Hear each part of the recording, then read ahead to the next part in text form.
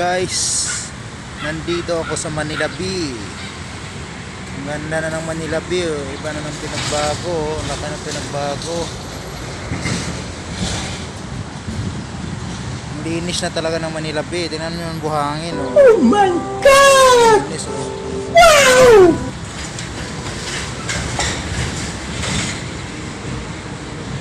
Daming tao.